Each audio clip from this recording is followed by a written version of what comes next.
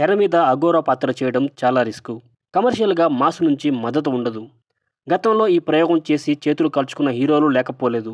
ఎప్పుడో 30 ఏళ్ల క్రితం రాజేంద్ర ప్రసాద్ 'కాశ్మీరా'లో అద్భుత నటన ప్రదర్శించినా జనం ఆదరించలేదు. చిరంజీవి కాసేపు 'శ్రీమంజునాథ'లో గెటప్ వేస్తే నటనకు మురిసిన ఆడియన్స్ కలెక్షన్లు ఇవ్వలేదు. 'నేనే దేవుణ్ణి' సినిమాలో ఆర్య పర్ఫార్మెన్స్ ఇప్పటికీ బెస్ట్ అని చెప్పొచ్చు. కానీ బాక్సాఫీస్ లెక్కల్లో దాన్ని ఫ్లాప్‌గానే చూస్తారు.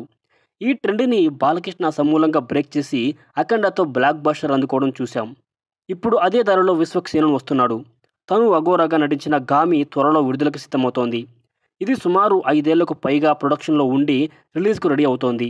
న్యాచురల్ లొకేషన్స్‌లో ప్రతి ఒక్కటి న్యాచురల్‌గా ఉండాలనే ఉద్దేశంతో హిమాలయాల్లో మంచు కురిసే ఎపిసోడ్ల కోసం ఏకంగా ఏడాది పాటు బ్రేక్ ఇచ్చారట.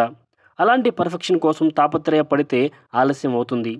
విద్యాధర్ కవిత దర్శకత్వంలో రూపొందిన ఈ స్పిరిచువల్ థ్రిల్లర్‌లో షాకింగ్ అంశాలు చాలా ఉన్నాయట.